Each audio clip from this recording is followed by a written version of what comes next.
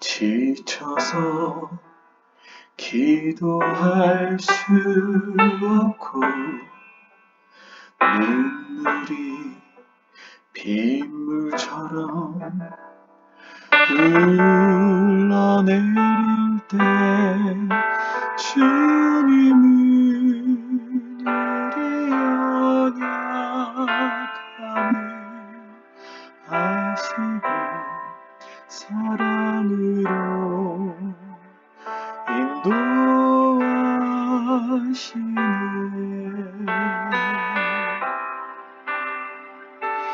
누군가 날 위하여 누군가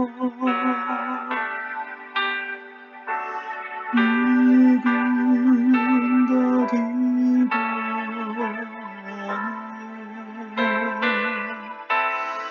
내가 홀로 외로워서 마음이 무너질 때 누군가 널 위해 기도하네.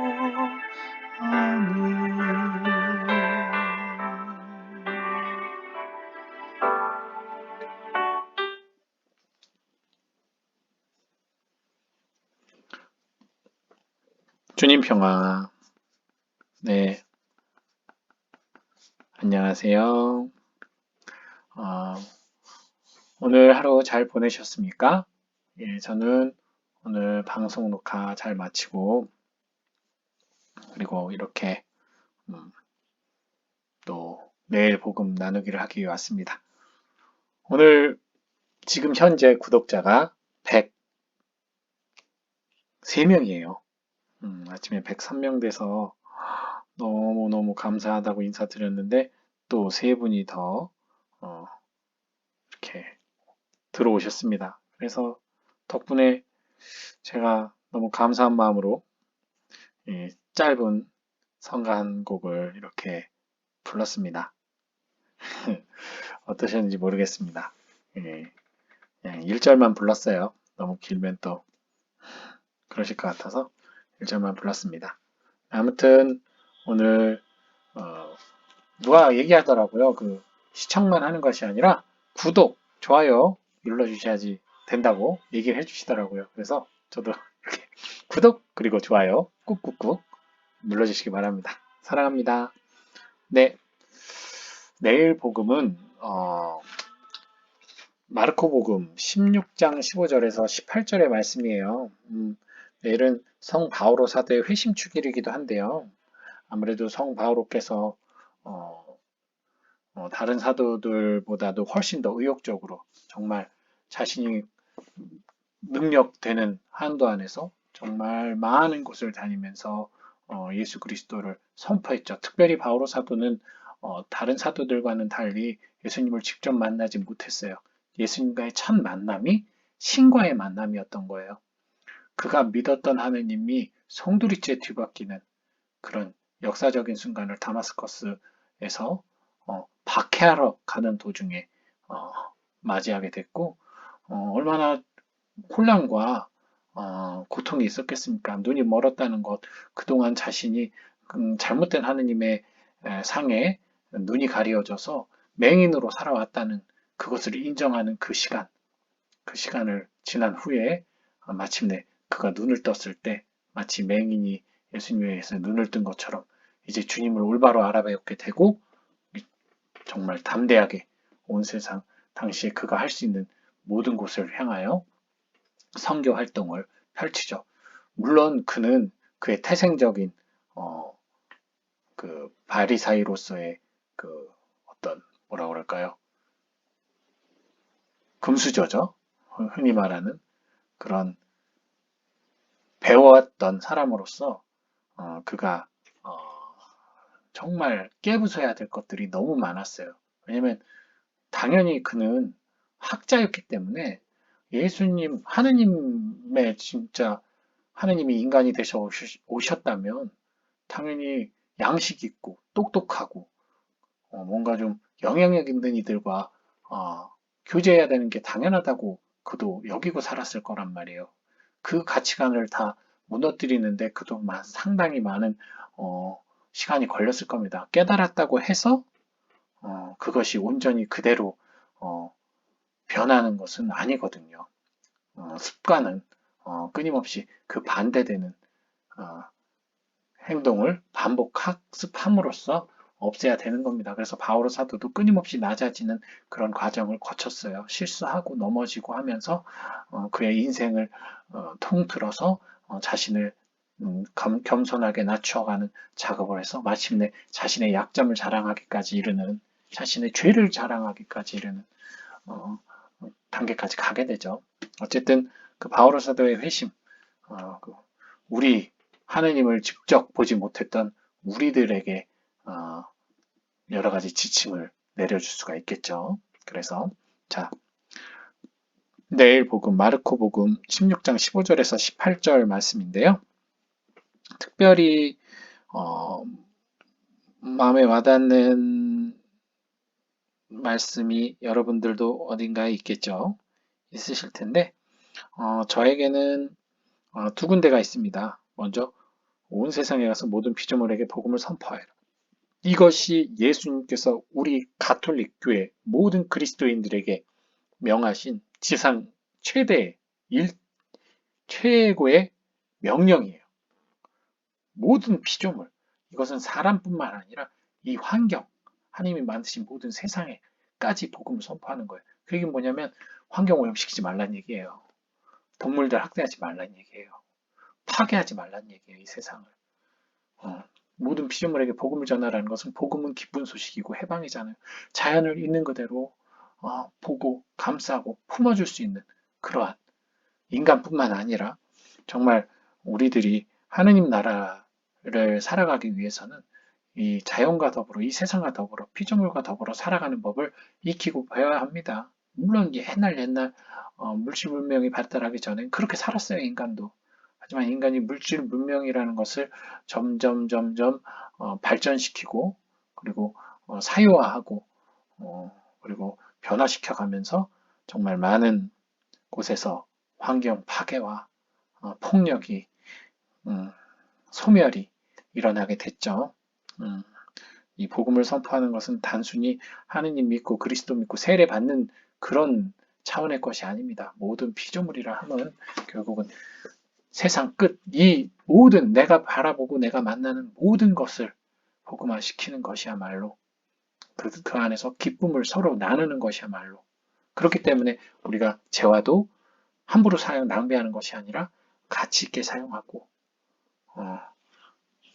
어떤 만나는 모든 것들을 귀하게 여길 줄 아는 마음이 필요하겠죠. 이 복음 말씀이 마음에 와닿고요. 또 하나는 이 표징이라는 것에 좀 마음이 왔습니다. 여기 보면은 믿는 이들은 마귀를 쫓아내고 새로운 언어를 말하고 손으로 뱀을 집어들고 독을 마셔도 아무런 해도 입지 않고 뭐 막 이렇게 예수님께서 설명을 하셨는데 실제로 독을 마시고 그러면 안 죽습니까? 이 말씀 그대로 믿고 독을 마시면 어떻게 돼요? 죽어요. 그리고 뭐 우리가 마귀 쫓아냅니까? 예수님 믿어도 지금 우리가 마귀 쫓아내요? 우리가 흔히 아는 그런 엑소시즘 못합니다. 병자들한테 손 얹으면은 뭐 말기 암 환자분이라던가 백혈병 환자분이라던가 내가 가서 탁 기도하고 손 얹으면은 갑자기 씻은 듯이 낫습니까? 맹인이 눈을 뜨고 오히려 그런 사람들 그렇게 한다고 하는 사람들이 나중에 보면은 오히려 사기이거나 아니면은 하느님에게서 오지 않은 사탄에게서 온 거짓된 이적들일 경우가 훨씬 더 많았죠. 사람들을 오히려 복음의 길로 이끄는 것이 아니라 그들의 사탄의 또 법 안에 굴레 안에 노예로 만들어버리는 경우도 있죠. 그래서 이 내용만 보면 사실은 좀 말이 안 돼요. 현실적이지가 않은 거죠.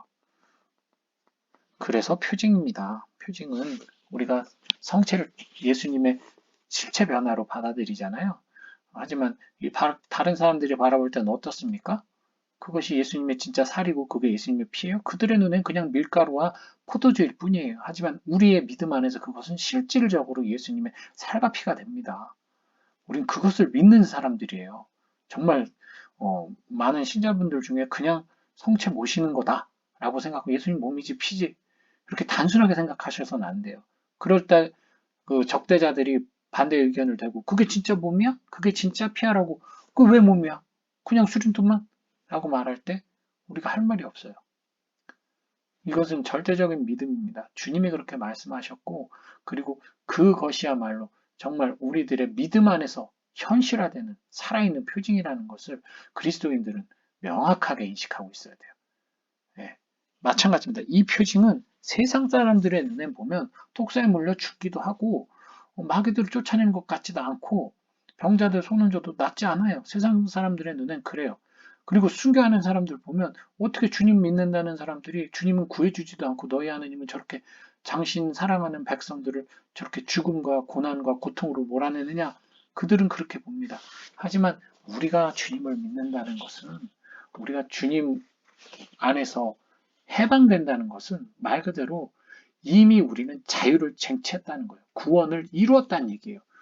이미 자유를 쟁취하고 구원을 이뤘다면 이 현실에 있는 몸뚱아리는 사실 큰 의미가 없거든요.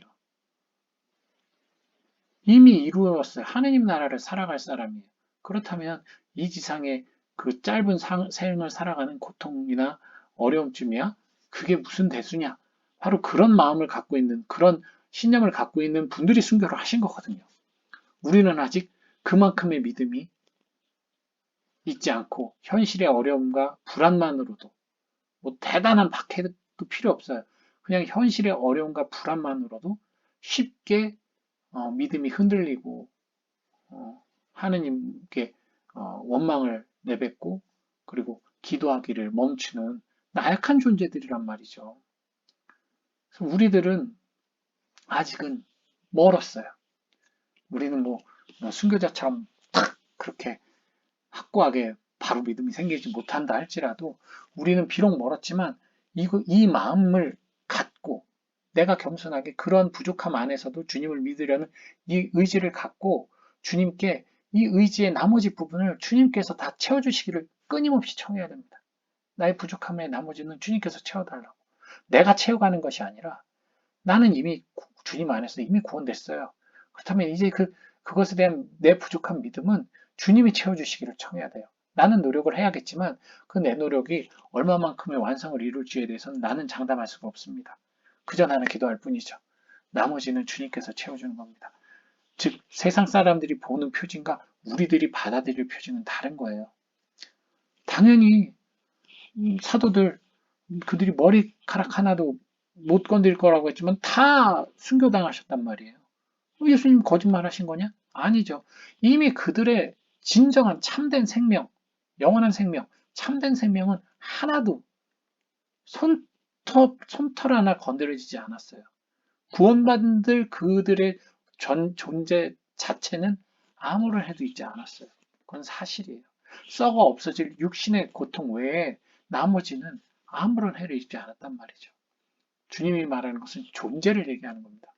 사르크스를 얘기하는 것이 아니라, 즉, 껍데기, 이 살을 얘기하는 것이 아니라, 신체를 얘기하는 것이 아니라, 소마를 얘기하는 거예요. 존재 자체인 몸을 얘기하는 거예요.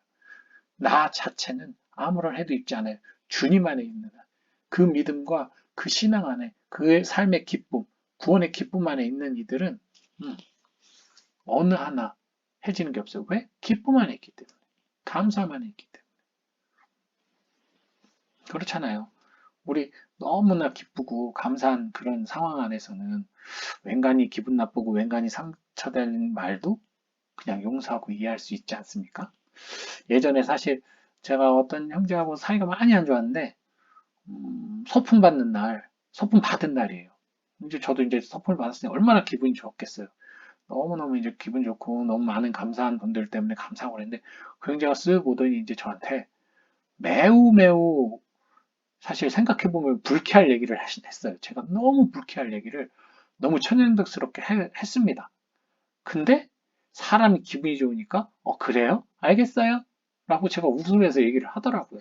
평상시 같았으면 너무 그거에 또 상처받고 몇 날 며칠 괴로워하고 막 또 혼자 용서했다 화를 냈다 그랬을 텐데 내가 너무 기쁘니까 그런 것들이 다 용서가 되는 거예요.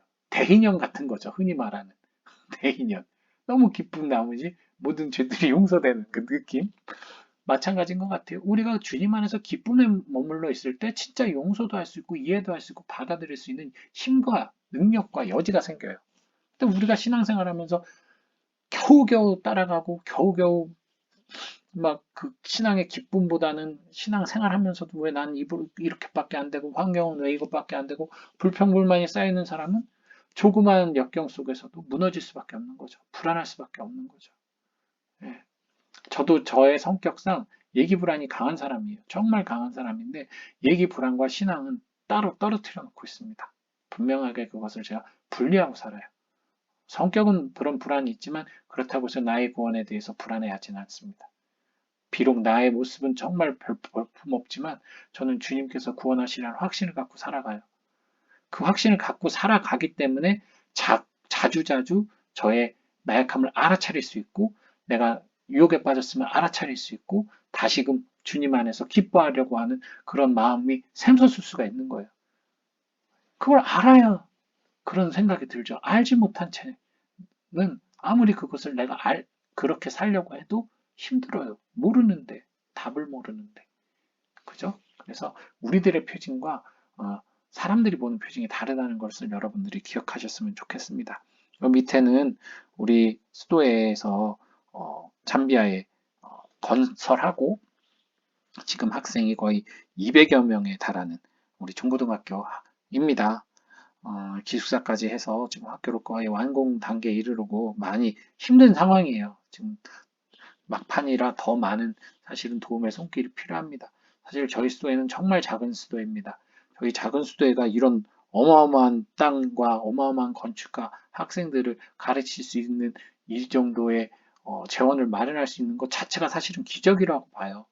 사람도 적고 수도원도 적은 이곳에서 저희들이 한 것이라고는 그저 도와달라는 것밖에 없었는데 이것이 이루어졌다는 것은 정말 저희들의 아무것도 아닌 그렇지만 겸손하게 부족한 저희들이 열심히 도움을 주십사 청했을 때 하느님의 사랑이 여러분들 마음에 후원해 주신 모든 분들 마음에서 살아 움직여서 그분들이 직접 가보진 못하지만 저 멀다먼 땅에 하느님을 알고자 하는 친구들 그리고 정말 사람답게 살고자 하는 그 친구들 하느님의 피조물이죠.